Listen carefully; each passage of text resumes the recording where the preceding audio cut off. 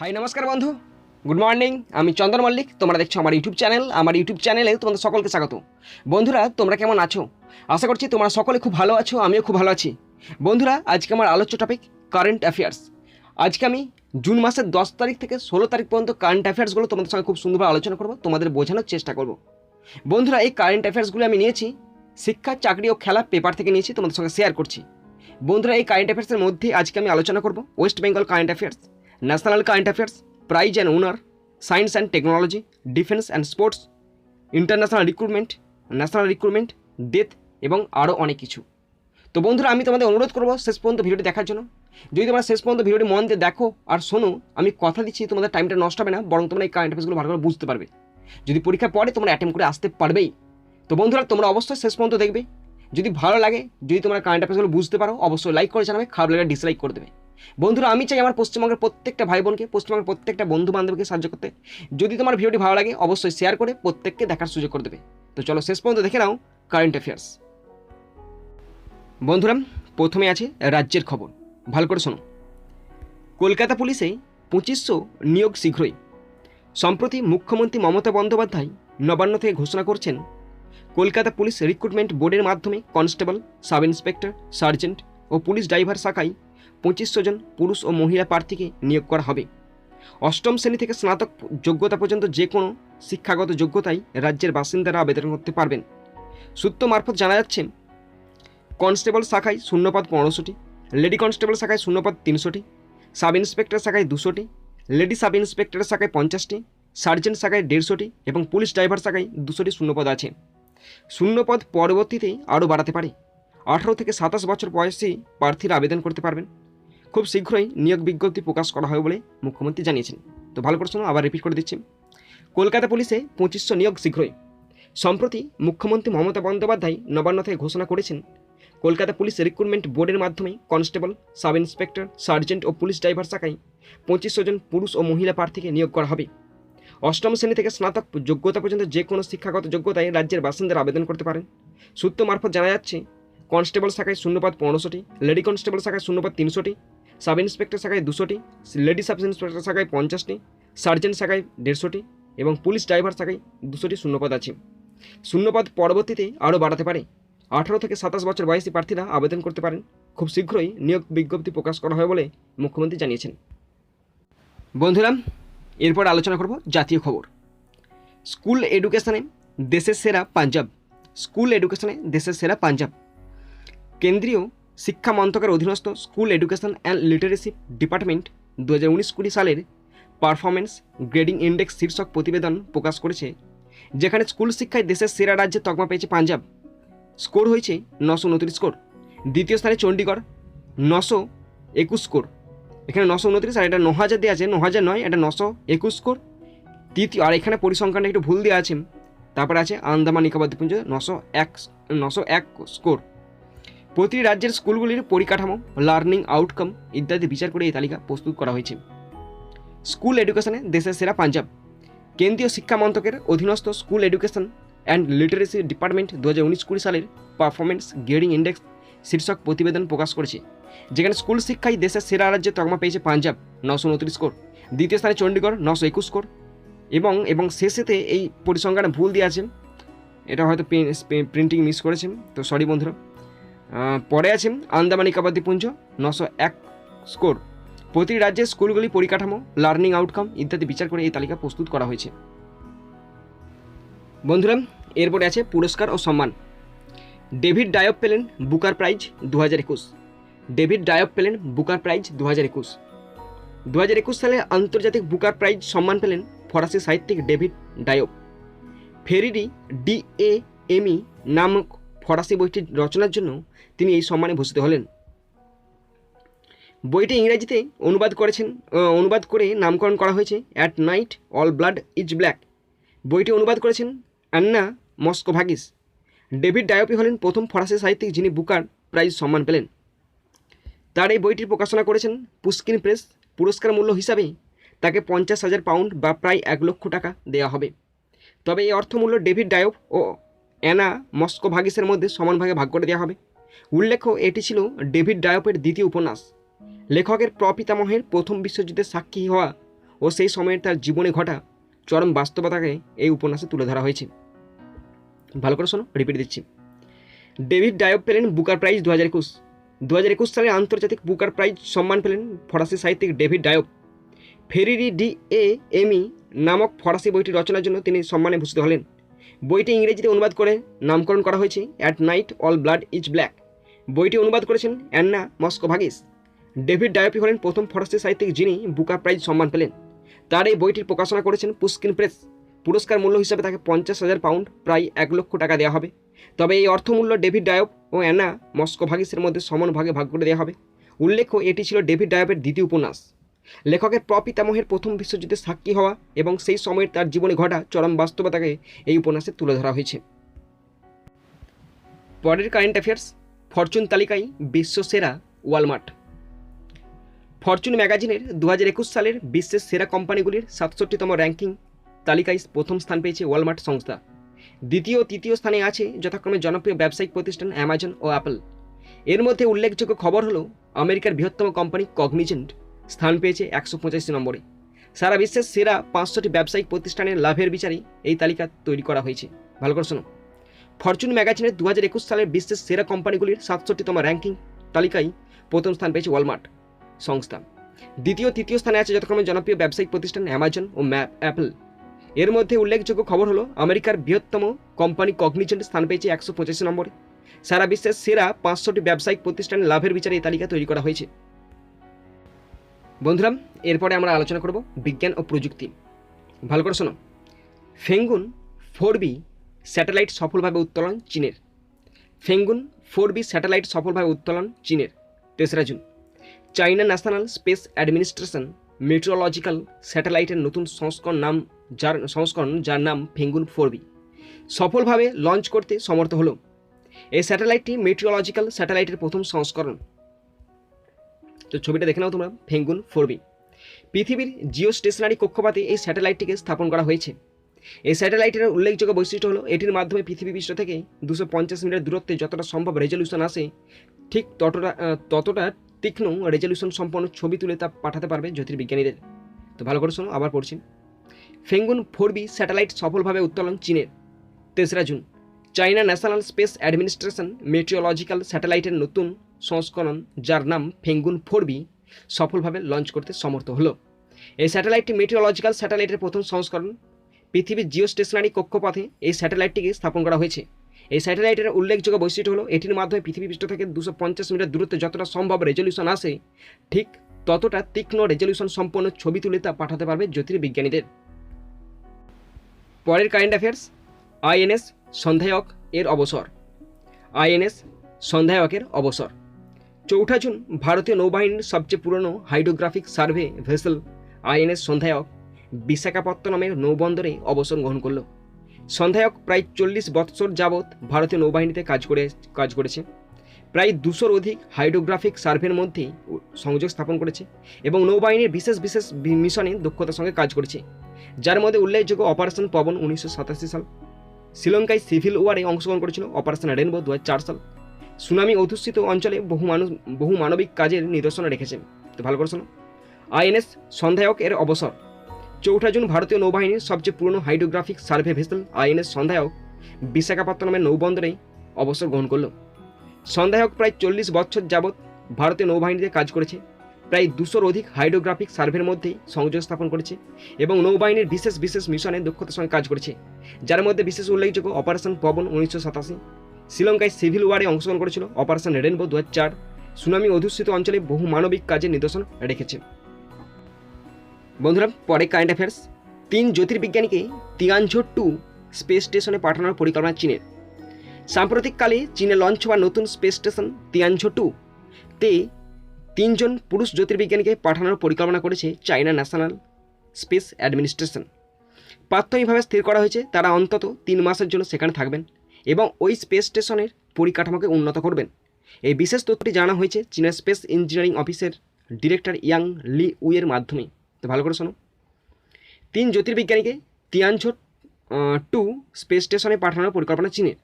সাম্প্রতিককালে চীনের লঞ্চ হওয়া নতুন স্পেস স্টেশন তিয়ানঝো 2-তে 3 জন পুরুষ জ্যোতির্বিজ্ঞানীকে পাঠানোর পরিকল্পনা করেছে চাইনা ন্যাশনাল স্পেস অ্যাডমিনিস্ট্রেশন। প্রাথমিকভাবে স্থির করা হয়েছে তারা অন্তত 3 মাসের জন্য সেখানে থাকবেন এবং ওই স্পেস স্টেশনের পরিকাঠামোকে উন্নত করবেন।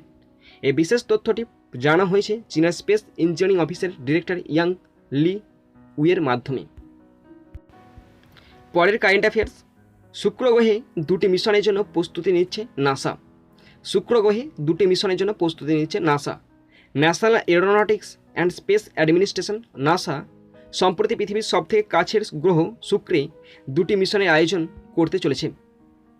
মিশন দুটির নাম ঠিক করা হয়েছে দ্য ভিঞ্চি প্লাস এবং Veritas.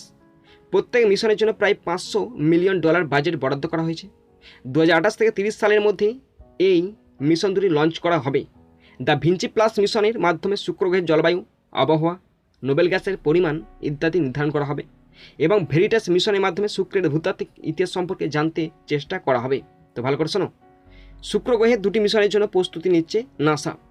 National aeronautics and space administration NASA সম্প্রতি পৃথিবীর সবথেকে কাছের গ্রহ শুক্রে 2টি মিশনের আয়োজন করতে চলেছে। মিশন দুটির নাম ঠিক করা হয়েছে দ্য ভিঞ্চি প্লাস এবং ভেরিটাস। প্রত্যেক মিশনের জন্য প্রায় $500 মিলিয়ন বাজেট বরাদ্দ করা হয়েছে। 2028 থেকে 2030 সালের মধ্যে এই মিশন দুটি লঞ্চ করা হবে। দ্য ভিঞ্চি প্লাস মিশনের মাধ্যমে শুক্র গ্রহের জলবায়ু, আবহাওয়া সম্পর্ক এবং নোবেল গ্যাসের পরিমাণ ইত্যাদি নির্ধারণ করা হবে এবং ভেরিটাস মিশনের মাধ্যমে শুক্রের ভূতাত্ত্বিক ইতিহাস সম্পর্কে জানতে চেষ্টা করা হবে। বন্ধুরা, এরপরে আমরা প্রতিরক্ষা থেকে কারেন্ট অ্যাফেয়ার্সগুলো আলোচনা করব। তার মধ্যে প্রথম কারেন্ট অ্যাফেয়ার্স, এয়ারপোর্ট নজরদারি রাডারের জন্য মৌ স্বাক্ষর প্রতিরক্ষা মন্ত্রকের। এয়ারপোর্ট নজরদারি রাডারের জন্য মৌ স্বাক্ষর প্রতিরক্ষা মন্ত্রকের। 3রা জুন প্রতিরক্ষা মন্ত্রক মাহিন্দ্রা টেলিফোনিক্স ইন্টিগ্রেটেড সিস্টেমস লিমিটেডের সঙ্গে 323.47 কোটি টাকার মৌ স্বাক্ষর করল। এই চুক্তি করা হলেও মূলত 11টি এয়ারপোর্ট সার্ভেলেন্স রাডারের জন্য, যেগুলি ভারতীয় নৌবাহিনী ও উপকূলরক্ষী বাহিনীতে ব্যবহার করা হবে। মেক ইন ইন্ডিয়া কর্মসূচির মাধ্যমে এই মৌ স্বাক্ষরিত হলো। ভালো করে শোনো, প্রতিরক্ষা থেকে নিয়ে আসছে প্রথম কারেন্ট অ্যাফেয়ার্স, এয়ারপোর্ট নজরদারি রাডারের জন্য মৌ স্বাক্ষর প্রতিরক্ষা মন্ত্রকের। 3রা জুন প্রতিরক্ষা মন্ত্রক মাহিন্দ্রা টেলিফোনিক্স ইন্টিগ্রেটেড সিস্টেমস লিমিটেডের সঙ্গে 323.47 কোটি টাকার মৌ স্বাক্ষর করল। এই চুক্তি করা হলো মূলত 11টি এয়ারপোর্ট সার্ভেলেন্স রাডারের জন্য, যেগুলি ভারতীয় নৌবাহিনী ও উপকূলরক্ষী বাহিনীতে ব্যবহার করা হবে। মেক ইন ইন্ডিয়া কর্মসূচির মাধ্যমে এই মৌ স্বাক্ষরিত হলো। বন্ধুরা, পরে কারেন্ট অ্যাফেয়ার্স, 3টি রাফাল ফাইটার এয়ারক্রাফট আসলো ভারতে। 3টি রাফাল ফাইটার এয়ারক্রাফট আসলো ভারতে। 3টি রাফাল ফাইটার এয়ারক্রাফট বিশিষ্ট 6 নম্বর ব্যাচটি সম্প্রতি প্রবেশ করলো ভারতে। আপাতত পশ্চিমবঙ্গের হাসিমারায় এটি স্থাপন করা হয়েছে। ফরাসি সংস্থা ড্যাসল্ট অ্যাভিয়েশন দ্বারা তৈরি এই রাফালের যুদ্ধবিমানগুলি তৈরি। 2016 সালে ফ্রান্সের সঙ্গে ভারতের চুক্তি হয়েছে 36টি রাফাল যুদ্ধবিমান ফ্রান্স ভারতকে দেবে। 6 নম্বর ব্যাচটি আগমনে পরে চুক্তির 2/3 যুদ্ধবিমানই ভারতে পৌঁছে গেল। 3টি রাফাল ফাইটার এয়ারক্রাফট আসলো ভারতে। 3টি রাফাল ফাইটার এয়ারক্রাফট বিশিষ্ট 6 নম্বর ব্যাচটি সম্প্রতি প্রবেশ করল ভারতে। আপাতত পশ্চিমবঙ্গের হাসিমারা এটি স্থাপন করা হয়েছে। ফরাসি সংস্থা ড্যাসল্ট অ্যাভিয়েশন দ্বারা তৈরি এই রাফালে যুদ্ধবিমানগুলি তৈরি। 2016 সালে ফ্রান্সের সঙ্গে ভারতের চুক্তি হয়েছে 36টি রাফাল যুদ্ধবিমান ফ্রান্স ভারতকে দেবে।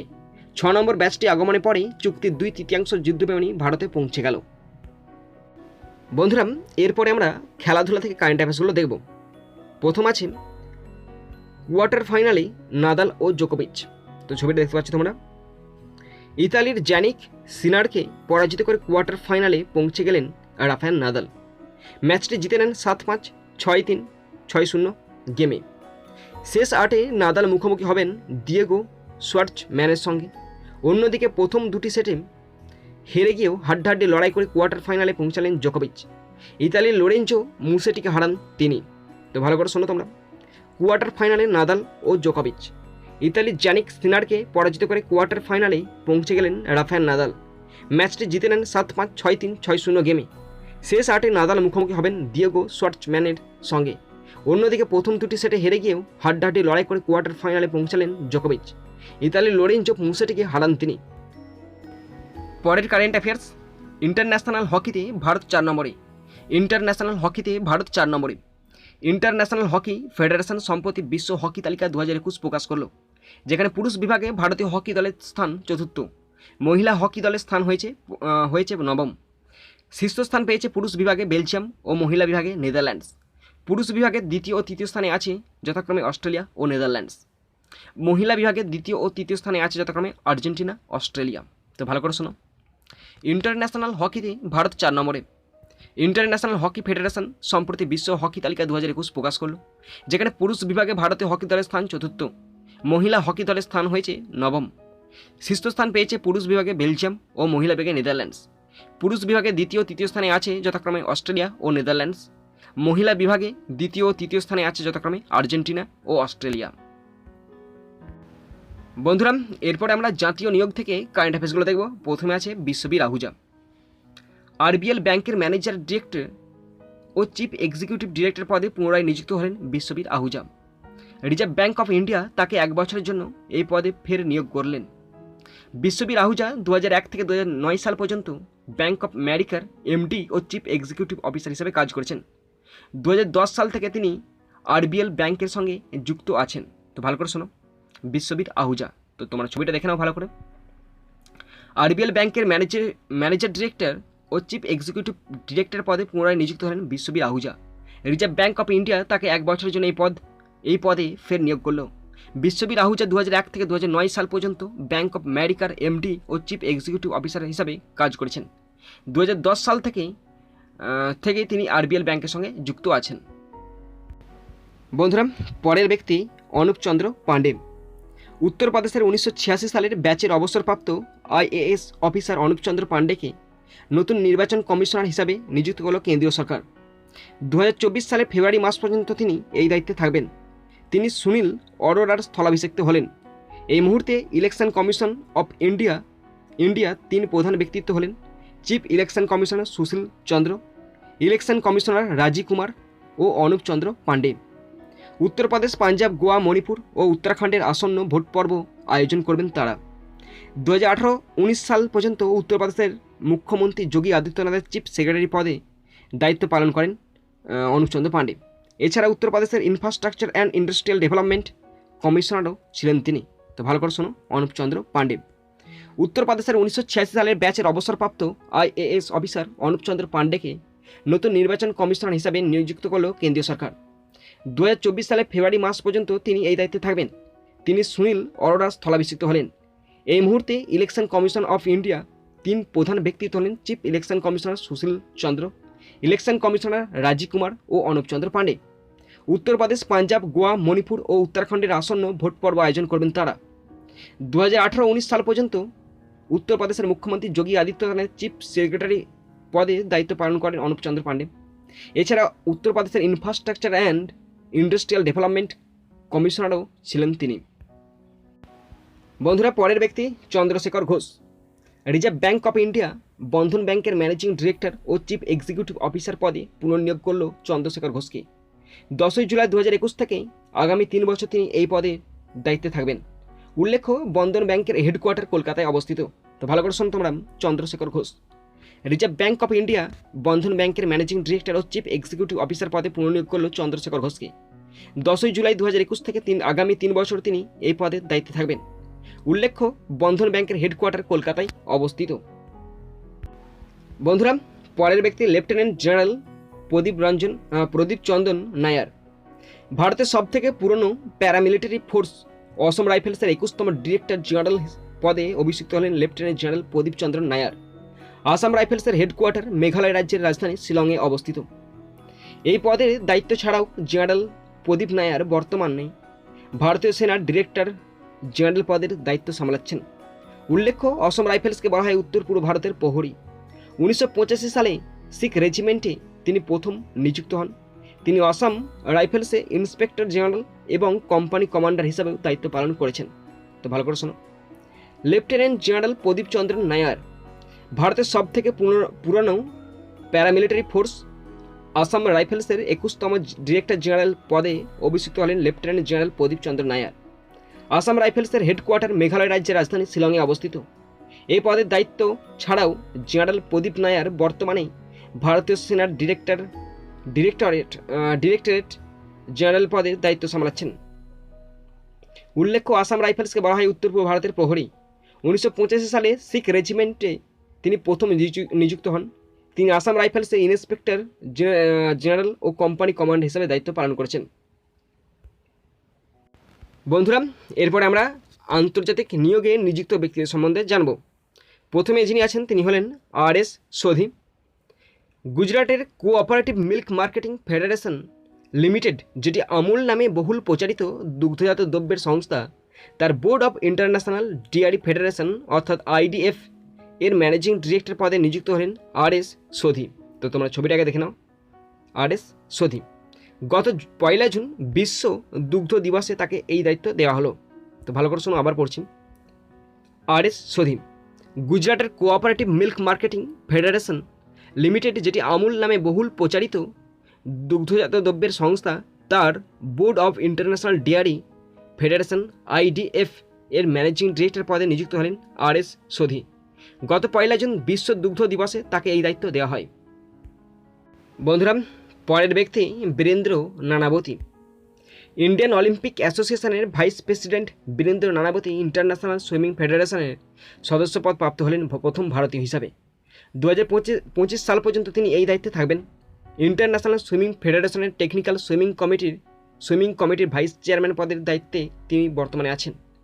এছাড়াও তিনি বর্তমানে এশিয়ান সুইমিং ফেডারেশনের সিনিয়র ভাইস প্রেসিডেন্ট পদের দায়িত্ব পালন করছেন। উল্লেখ্য, কুয়েতের হুসেন আল মুসআল্লাম ইন্টারন্যাশনাল সুইমিং ফেডারেশনের প্রেসিডেন্ট পদে নির্বাচিত হলেন। ভাইস প্রেসিডেন্টের দায়িত্বে এলেন দক্ষিণ আফ্রিকার প্যাম রামস্বামী।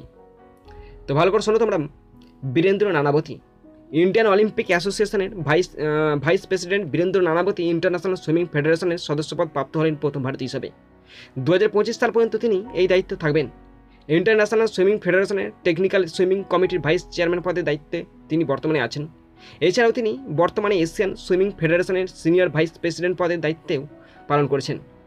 উল্লেখ্য, কুয়েতের হুসেন আল মুসাল্লাম ইন্টারন্যাশনাল সুইমিং ফেডারেশনের প্রেসিডেন্ট পদে নির্বাচিত হলেন। ভাইস প্রেসিডেন্টের দায়িত্বে এলেন দক্ষিণ আফ্রিকার প্যাম রামস্বামী। বন্ধুরা, পরের ব্যক্তি ডক্টর প্যাট্রিক আমোথ।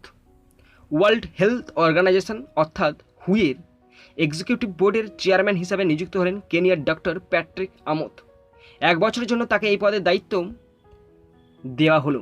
তিনি ডক্টর হর্ষবর্ধনের স্থলাভিষিক্ত হলেন। ডক্টর হর্ষবর্ধন হলেন ভারতের স্বাস্থ্যমন্ত্রী, যিনি গত 1 বছর হুয়ের এক্সিকিউটিভ বোর্ডের চেয়ারম্যান পদের দায়িত্বে ছিলেন। ডক্টর প্যাট্রিক হলেন কেনিয়ার কেন্দ্রীয় স্বাস্থ্য মন্ত্রকের ডিরেক্টর জেনারেল। তো বন্ধুরা দেখো, প্রথমে ওইটাই আলোচনা করছি, ভালো করে শোনো। Doctor Patrick Amoth world health organization অর্থাৎ WHO হুয়ের এক্সিকিউটিভ বোর্ডের চেয়ারম্যান হিসাবে নিযুক্ত হলেন কেনিয়ার ডক্টর প্যাট্রিক আমোথ। 1 বছরের জন্য তাকে এই পদের দায়িত্ব দেওয়া হলো। তিনি ডক্টর হর্ষবর্ধনের স্থলাভিষিক্ত হলেন। ডক্টর হর্ষবর্ধন হলেন ভারতের স্বাস্থ্যমন্ত্রী, যিনি গত 1 বছর হুয়ের এক্সিকিউটিভ বোর্ডের চেয়ারম্যান পদের দায়িত্বে ছিলেন। ডক্টর প্যাট্রিক হলেন কেনিয়ার কেন্দ্রীয় স্বাস্থ্য মন্ত্রকের ডিরেক্টর জেনারেল। বন্ধুরা, পরের ব্যক্তিত্ব রঞ্জিত সিং দিশালে। বিশ্ব ব্যাংকের অন্যতম শিক্ষা উপদেষ্টা হিসাবে নির্বাচিত হলেন ভারত থেকে মহারাষ্ট্রের স্কুল শিক্ষক রঞ্জিত সিং দিশালে। 2021 সালের জুন থেকে 2024 সালের ডিসেম্বর পর্যন্ত তিনি এই দায়িত্বে থাকবেন। বিশ্ব ব্যাংকে মোট 12 জন শিক্ষা উপদেষ্টার মধ্যে অন্যতম হলেন তিনি। উল্লেখ্য, প্রথম ভারতীয় হিসাবে 2020 সালের global teacher prize জেতেন Ranjit Singh দিশালে। তো ভালো করে শোনো, রঞ্জিত সিং দিশালে বিশ্ব ব্যাংকের অন্যতম শিক্ষা উপদেষ্টা হিসাবে নির্বাচিত হলেন ভারত থেকে মহারাষ্ট্রের স্কুল শিক্ষক রঞ্জিত সিং দিশালে। 2021 জুন মাস থেকে 2024 সালের ডিসেম্বর পর্যন্ত তিনি এই দায়িত্বে থাকবেন। বিশ্ব ব্যাংকে মোট 12 জন শিক্ষা উপদেষ্টার মধ্যে অন্যতম হলেন তিনি। উল্লেখ্য, প্রথম ভারতীয় হিসাবে 2020 সালে global teacher prize জেতেন Ranjit Singh দিশালে। বন্ধুরা, এরপর আমরা দেখে নেব প্রয়াণ থেকে কারেন্ট অ্যাফেয়ার্সগুলো। বাংলা চলচ্চিত্র জগতে নক্ষত্র পতন। প্রথমে আছেন বুদ্ধদেব দাশগুপ্ত। তো আমরা সকলেই চিনি ওনাকে। ফের বাংলা চলচ্চিত্র জগতে নক্ষত্র পতন। 10 জুন সকালে দক্ষিণ কলকাতায় নিজের বাসভবনে শেষ নিঃশ্বাস ত্যাগ করলেন চিত্র পরিচালক বুদ্ধদেব দাশগুপ্ত। দীর্ঘদিন ধরে তিনি ভুগছিলেন কিডনির সমস্যায়। মৃত্যুকালে তার বয়স হয়েছিল 77 বছর। স্বপ্নের দিন, উত্তরা ছবির জন্য পরিচালক হিসাবে জাতীয় পুরস্কার পেয়েছেন তিনি। এছাড়া তার 5টি ছবি সেরা ছবির শিরোপা পেয়েছেন জাতীয় চলচ্চিত্র পুরস্কার প্রতিযোগিতায়। বাংলার সেরা ফিচার ফিল্মের জন্য জাতীয় চলচ্চিত্র পুরস্কার পেয়েছে তার আরও 2টি ছবি, দূরত্ব 1978 সাল, তাহাদের কথা 1993 সাল। চিত্র পরিচালক হিসাবে বিশেষভাবে সমাদৃত হলেও তার কলম ছুঁয়েছিল সাহিত্য জগৎকেও। কবি বুদ্ধদেব দাশগুপ্তের কলমে লিখিত হয়েছে একাধিক কবিতা। তার কাব্যগ্রন্থের মধ্যে উল্লেখযোগ্য রোবটের গান, ছাতা কাহিনী, গভীর আড়ালে ইত্যাদি। অর্থনীতির অধ্যাপক হিসাবে তার কর্মজীবন শুরু হয়। স্কটিশ চার্চ কলেজ থেকে তিনি অর্থনীতি নিয়ে পাশ করেন। পড়াশোনা ও সাহিত্য জগৎ থেকে পরিচালক হয়ে ওঠার পেছনে বিশাল ভূমিকার পালন করছে কলকাতার film society. Charlie Chaplin, Ingmar Bergman, Akira কুরোসাওয়ার সঙ্গে তার পরিচয় ঘটে সেখানেই। কবি তথা পরিচালক বুদ্ধদেব দাশগুপ্ত 1968 সালে 10 মিনিটের একটি ডকুমেন্টারি দ্য কন্টিনেন্ট অব লাভ দিয়ে চলচ্চিত্র ক্যারিয়ার শুরু করেন। 2008 সালে তিনি স্পেনের মাদ্রিদ আন্তর্জাতিক চলচ্চিত্র উৎসবে বুদ্ধদেব দাশগুপ্তকে সারা জীবনের কৃতিত্বের জন্য সম্মান প্রদান করা হয়। 2007 সালে এথেন্স আন্তর্জাতিক চলচ্চিত্র উৎসবে গোল্ডেন এথেনা পুরস্কার দিয়ে সম্মানিত করা হয়। তার মৃত্যুতে শোকস্তব্ধ বাংলা তথা ভারতীয় চলচ্চিত্র জগৎ। শোক প্রকাশ করেছেন মুখ্যমন্ত্রী মমতা বন্দ্যোপাধ্যায় ও বিশিষ্ট ব্যক্তিত্বরা। বন্ধুরা, পরের কারেন্ট অ্যাফেয়ার্স, পরের ব্যক্তি ডক্টর লক্ষ্মীনন্দন বোরা। প্রখ্যাত অসমীয়া সাহিত্যিক তথা পদ্মশ্রী সম্মানপ্রাপ্ত ডক্টর লক্ষ্মীনন্দন বোরা সম্প্রতি প্রয়াত হলেন গুয়াহাটিতে। মৃত্যুকালে তার বয়স হয়েছিল 91 বছর। অন্ধ্র বিশ্ববিদ্যালয় থেকে তিনি প্রথম মেটিওলজি বিভাগে ডক্টরেট ডিগ্রি প্রাপ্ত হন। 1997 থেকে 2003 সাল পর্যন্ত তিনি অসম পলিউশন কন্ট্রোল বোর্ডের চেয়ারম্যান পদের দায়িত্বে ছিলেন। 1954 সালে তার লেখা প্রথম ছোট গল্প ভানু প্রকাশিত হয়। তার লিখিত প্রথম বই বৃষ্টিরূপা প্রকাশিত হয় 1958 সালে। 60টির বেশি বই তিনি রচনা করেছেন। 2015 সালে তাকে পদ্মশ্রী সম্মানে ভূষিত করা হয়।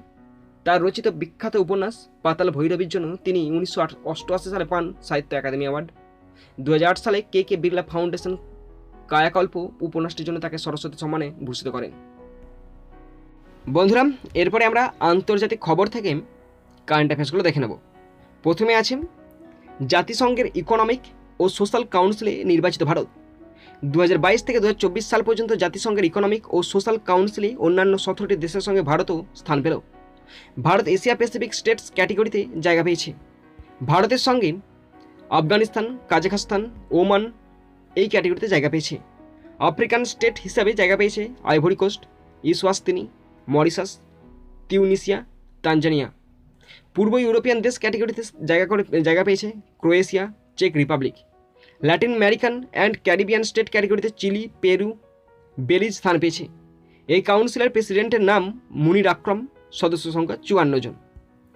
তো ভালো করে শোনো, আবার রিপিট দিয়ে দিচ্ছি। আন্তর্জাতিক খবরে প্রথম কারেন্ট অ্যাফেয়ার্স, জাতিসংঘের ইকোনমিক ও সোশ্যাল কাউন্সিলে নির্বাচিত ভারত।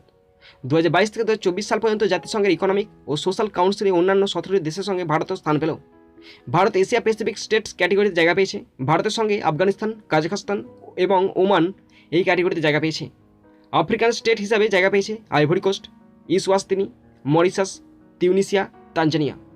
পূর্ব ইউরোপিয়ান দেশ ক্যাটেগরিতে জায়গা পেয়েছে ক্রোয়েশিয়া, চেক Republic. Latin American and Caribbean state ক্যাটেগরিতে চিলি, পেরু ও বেলিজ স্থান পেয়েছে। এই কাউন্সিলের প্রেসিডেন্টের নাম মুনির আকরম, সদস্য সংখ্যা 54 জন। বন্ধুরা, আমাদের শেষ কারেন্ট অ্যাফেয়ার্স ভালো করে শোনো তোমরা। বিশ্বের সেরা বসবাসযোগ্য শহর নিউজিল্যান্ডের অকল্যান্ড। সম্প্রতি ইকোনমিক ইন্টেলিজেন্স ইউনিট দ্বারা প্রকাশিত গ্লোবাল লাইভ এবিলিটি ইন্ডেক্স 2021 শীর্ষক প্রতিবেদন প্রকাশ করেছে, যেখানে নিউজিল্যান্ডের অকল্যান্ড শহরটিকে পৃথিবীর মধ্যে সবচেয়ে নিরাপদ স্থান হিসেবে তুলে ধরা হয়েছে। এর কারণ হিসেবে বলা হচ্ছে যে সারা পৃথিবীর মধ্যে একমাত্র অকল্যান্ড শহরটি সবচেয়ে দ্রুত কোভিড অতিমারী সংক্রমণকে শক্ত হাতে দমন করতে সমর্থ হয়েছে এবং সবার আগে বিধিনিষেধ তুলে নেওয়ার দৃষ্টান্ত স্থাপন করেছে। তবে এমন বলা যায় না যে এই শহরে অতিমারী সংক্রমণ সেভাবে ছড়ায়নি। প্রথম দিকে সংক্রমণের আধিক্যে অকল্যান্ড শহর ছিল পৃথিবীর মধ্যে প্রথম সারির দিকে। দ্বিতীয় তৃতীয় স্থানে আছে যথাক্রমে জাপানের ওসাকা এবং অস্ট্রেলিয়ার অডিলেড শহরটি। তো ভালো করে শোনো তোমরা, বিশ্বের সেরা বসবাসযোগ্য শহর নিউজিল্যান্ডের অকল্যান্ড। সম্প্রতি ইকোনমিক ইন্টেলিজেন্স ইউনিট দ্বারা প্রকাশিত গ্লোবাল লাইভ এবিলিটি ইন্ডেক্স 2021 শীর্ষক প্রতিবেদনে প্রকাশ করেছে, যেখানে নিউজিল্যান্ডের অকল্যান্ড শহরটিকে পৃথিবীর মধ্যে সবচেয়ে নিরাপদ স্থান হিসেবে তুলে ধরা হয়েছে। এর কারণ হিসেবে বলা হয়েছে যে সারা পৃথিবীর মধ্যে একমাত্র অকল্যান্ড শহরটি সবচেয়ে দ্রুত কোভিড অতিমারী সংক্রমণকে শক্ত হাতে দমন করতে সমর্থ হয়েছে এবং সবার আগে বিধিনিষেধ তুলে নেওয়ার দৃষ্টান্ত স্থাপন করেছে। তবে এমন বলা যায় না যে এই শহরে অতিমারী সংক্রমণ সেভাবে ছড়ায়নি। প্রথম দিকে সংক্রমণের আধিক্যে অকল্যান্ড শহর ছিল পৃথিবীর মধ্যে প্রথম সারির দিকে। দ্বিতীয় তৃতীয় স্থানে আছে যথাক্রমে জাপানের ওসাকা ও অস্ট্রেলিয়ার অডিলেড শহরটি। তো বন্ধুরা, আশা করি তোমরা সকলে শেষ পর্যন্ত দেখেছো। তো বন্ধুরা, তোমরা যারা শেষ পর্যন্ত দেখলে তাদেরকে আমি অসংখ্য ধন্যবাদ জানাই। এখানেই শেষ করলাম ভিডিওটি। সুন্দর থাকবে, সুস্থ থাকবে, টেক কেয়ার, থ্যাংক ইউ, জয় হিন্দ, বন্দে মাতরম।